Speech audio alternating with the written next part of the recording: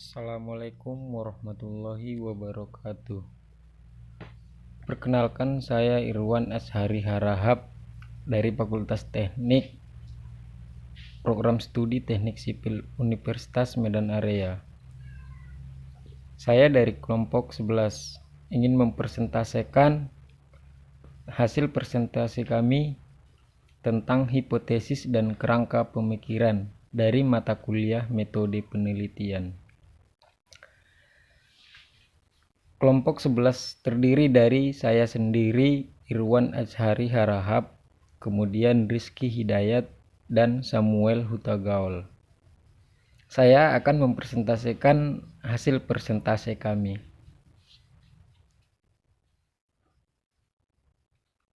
yaitu hipotesis. Hipotesis, menurut pengertian, hipotesis berasal dari bahasa Yunani, yaitu hypo yang artinya di bawah, tesis yang artinya pendirian, pendapat yang ditegakkan, dan kepastian. Hipotesis atau hipotesa merupakan suatu pernyataan yang sifatnya sementara atau kesimpulan sementara atau dugaan yang bersifat logis tentang suatu populasi. Hipotesis atau anggapan dasar adalah jawaban sementara terhadap masalah yang masih bersifat praduga karena masih harus dibuktikan kebenarannya. Dugaan jawaban tersebut merupakan kebenaran yang sifatnya sementara yang akan diuji kebenaran dengan data yang dikumpulkan melalui penelitian. Hipotesis juga berarti sebuah pernyataan atau proposisi yang mengatakan bahwa di antara sejumlah fakta ada hubungan tertentu. Proposisi inilah yang akan membentuk proses terbentuknya sebuah hipotesis di dalam penelitian. Salah satu di antaranya yaitu penelitian sosial. Artinya, hipotesis merupakan sebuah istilah ilmiah yang digunakan dalam rangka kegiatan ilmiah yang mengikuti kaidah-kaidah berpikir biasa, secara sadar, teliti, dan terarah. Ketika berpikir untuk sehari-hari, orang sering menyebut hipotesis sebagai sebuah anggapan, perkiraan, dugaan, dan sebagainya. Kemudian, pengertian hipotesis menurut para ahli. Menurut ahli Frankel Wallen 1990 dalam Yatim Rianto 1996, hipotesis adalah suatu prediksi tentang kemungkinan hasil dari suatu penelitian.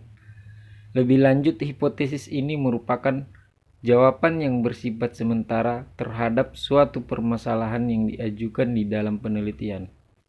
Hipotesis ini belum tentu benar. Benar atau tidaknya sebuah hipotesis itu tergantung dari hasil pengujian data empiris. Menurut ahli Suharsimi Arikunto 1995, hipotesis ini didefinisikan adalah sebagai alternatif dugaan jawaban yang dibuat oleh penelitian bagi problematika yang diajukan di dalam penelitian. Dugaan jawaban itu adalah suatu kebenaran yang sifatnya sementara, yang tentu akan diuji kebenarannya itu dengan data yang dikumpulkan dengan melalui penelitian. Dengan kedudukan tersebut, maka hipotesis tersebut dapat berubah menjadi kebenaran, namun belum tentu juga dapat tumbang dari kebenaran. Kemudian, menurut ahli John Weibest di dalam Sanapiah Faisal 1982 serta Yatim Rianto 1996, penelitian yang dilakukan itu sebenarnya tidak semata-mata ditujukan untuk menguji hipotesis yang diajukan, namun juga bertujuan menemukan fakta yang ada serta yang terjadi di lapangan. Pernyataan diterima atau juga ditolaknya hipotesis itu tidak dapat atau bisa diidentikan dengan pernyataan keberhasilan atas kegagalan penelitian. Perumusan hipotesis tersebut ditujukan untuk landasan logis serta pemberi arah kepada suatu proses pengumpulan data dan juga proses penyelidikan itu sendiri. Atas dasar definisi tersebut, dapat disimpulkan bahwa hipotesis adalah jawaban atau dugaan sementara yang harus diuji lagi kebenarannya. Hipotesis penelitian adalah hipotesis kerja, yaitu hipotesis yang dirumuskan untuk menjawab permasalahan dengan menggunakan teori-teori yang ada hubungannya dengan masalah penelitian dan belum berdasarkan fakta serta dukungan data yang nyata di lapangan. Hipotesis dalam penelitian. Penggunaan hipotesis dalam suatu penelitian didasarkan pada masalah atau tujuan penelitian. Dalam masalah atau tujuan penelitian, tampak apakah penelitian menggunakan hipotesis atau tidak. Contohnya, penelitian eksplorasi yang tujuannya untuk menggali dan mengumpulkan sebanyak mungkin data atau informasi tidak menggunakan hipotesis. Hal ini sama dengan penelitian deskriptif. Ada yang berpendapat tidak menggunakan hipotesis sebab hanya membuat deskripsi atau mengukur secara cermat tentang fenomena yang diteliti. Tetapi ada juga yang menganggap penelitian deskriptif dapat menggunakan hipotesis. Sedangkan dalam penelitian penjelasan yang bertujuan menjelaskan hubungan antar variabel adalah keharusan untuk menggunakan hipotesis. Selain itu, sebagai jawaban sementara terhadap masalah yang ingin diteliti, maka hipotesis berfungsi. Yang pertama, memperkenalkan peneliti untuk berpikir dari awal suatu penelitian. Karena rumusan hipotesis tidak lain adalah pernyataan masalah secara spesifik. Kemudian menentukan tahap-tahap atau prosedur suatu penelitian. Karena hipotesis tidak lain adalah rantai penghubung antara teori dan pengamatan. Dan yang terakhir, membantu menetapkan bentuk untuk penyajian, analisis, dan interpretasi data dalam laporan penelitian. Fungsi penting dari penelitian. Fungsi penting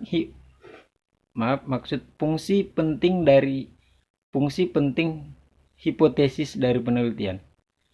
Fungsi penting hipotesis di dalam penelitian yaitu untuk menguji teori, mendorong munculnya teori, menerangkan fenomena sosial sebagai pedoman untuk mengarahkan penelitian, dan memberikan kerangka untuk menyusun kesimpulan yang akan dihasilkan. Kemudian pengujian hipotesis. Pengujian hipotesis dapat dibagi menjadi berdasarkan jumlah sampel. Berdasarkan jumlah sampel, uji hipotesis sampel besar yang menggunakan jumlah sampel lebih dari 30. Kemudian uji hipotesis sampel yang menggunakan jumlah sampel kurang dari 30. Kemudian berdasarkan jenis distribusi probabilitas. Uji hipotesis dengan distribusi Z menggunakan tabel normal standar. Uji hipotesis dengan distribusi T menggunakan tabel T-student. Uji hipotesis dengan distribusi Chi-square menggunakan tabel 2. Dan uji hipotesis dengan distribusi F menggunakan tabel F ratio. Kemudian, kriteria hipotesis yang baik. Dikembangkan dengan teori yang sudah ada, penjelasan logis atau hasil penelitian sebelumnya. Hipotesis menunjukkan maksudnya dengan jelas. Hipotesis dapat diuji. Hipotesis lebih baik dibanding hipotesis kompetisinya. Terhadap hipotesis yang sudah dirumuskan, peneliti dapat bersikap dua hal, yaitu menerima keputusan seperti apa adanya seandainya hipotesisnya tidak terbukti pada akhir penelitian. Kemudian mengganti hipotesis seandainya melihat tanda-tanda bahwa data yang terkumpul tidak mendukung terbuktinya hipotesis pada saat penelitian berlangsung. Kemudian tahapan uji hipotesis. Tahap-tahap untuk melakukan uji hipotesis antara lain menentukan hipotesis, menentukan nilai alfa dan beta, menentukan metode statistik yang dipakai, kemudian menentukan kriteria penolakan atau penerimaan, Dan yang terakhir, membuat kesimpulan. Selanjutnya, prosedur uji hipotesis. Rangkaian prosedur yang sistematik dalam menguji dugaan penelitian terdiri dari merumuskan hipotesis penelitian yang bertujuan agar dapat dihitung statistik sampelnya, seperti rata-rata, proporsi, dan sebagainya. Kemudian menentukan nilai alfa dan beta yang akan digunakan. Nilai alfa disebut juga kesalahan tipe 1 atau derajat kemaknaan atau significance level. Kemudian menentukan metode statistik yang digunakan. Menentukan kriteria untuk menolak dan menerima hipotesis 0 atau dalam kurung H0 sesuai dengan nilai alfa yang telah ditentukan pada prosedur nomor 2 di atas. Dan yang terakhir, membuat kesimpulan sesuai dengan hasil uji statistik. Seperti dijelaskan di atas, uji hipotesis tidak bertujuan untuk membuktikan kebenaran hipotesis, namun hanya memutuskan apakah hipotesis ditolak atau diterima. Itu adalah presentasi dari hipotesis. Selanjutnya, presentasi tentang kerangka dan pemikiran. Nah, pengertian dari kerangka dan pemikiran. Kerangka pikir merupakan inti sari dari teori yang telah dikembangkan yang dapat mendasari perumusan hipotesis. Teori yang telah dikembangkan dalam rangka memberi jawaban terhadap pendekatan pemecahan masalah yang menyatakan hubungan antar variabel berdasarkan pembahasan teoritis. Kerangka berpikir yang baik akan menjelaskan secara teoritis pertautan antar variabel yang akan diteliti. Jadi, secara teoritis dependen, bila dalam penelitian ada variabel moderator dan intervening, maka juga perlu dijelaskan mengapa variabel itu ikut dilibatkan dalam penelitian. Oleh karena itu, pada setiap penyusunan paradigma penelitian harus didasarkan pada kerangka berpikir. Pengertian menurut para ahli. Menurut ahli Uma Sekara, Business Research 1992, di dalam bukunya menyatakan bahwa kerangka berpikir adalah suatu model konseptual mengenai bagaimana teori berhubungan itu dengan segala macam faktor yang telah atau sudah diidentifikasi, yakni sebagai masalah yang penting.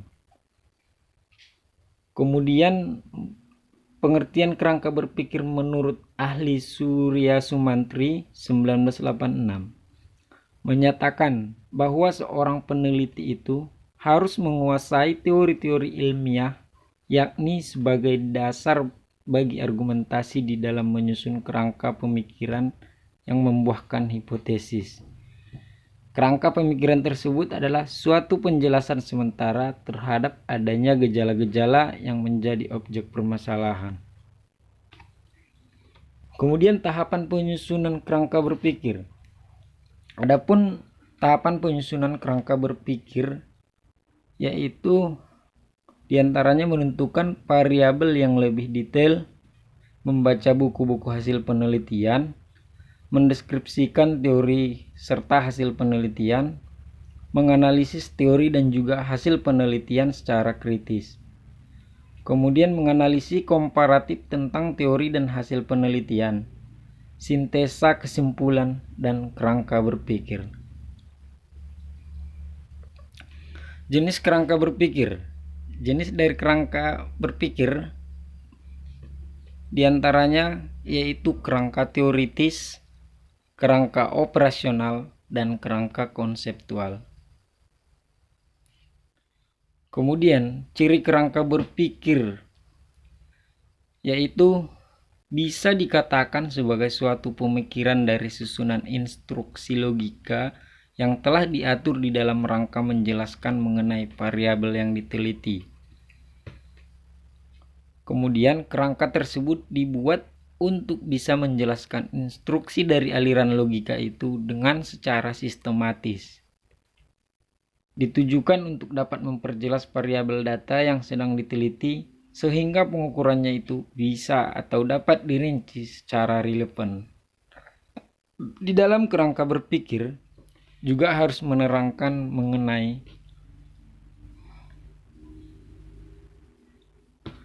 ciri kerangka berpikir. Yang terakhir, kesimpulan. Hipotesa merupakan suatu jawaban yang bersifat sementara terhadap permasalahan penelitian sampai terbukti melalui data yang terkumpul. Kemudian, hipotesis haruslah memiliki sifat-sifat. Yang pertama, hipotesis dirumuskan dalam bentuk kalimat deklarasi atau pernyataan. Yang kedua, hipotesis harus dapat diuji. Yang ketiga, hipotesis harus masuk akal. Dan yang terakhir, hubungan antara variabel-variabel harus dinyatakan dengan istilah yang jelas atau pasti.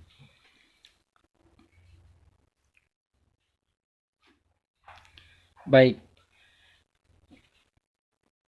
cukup sekian presentasi dari kami kelompok 11.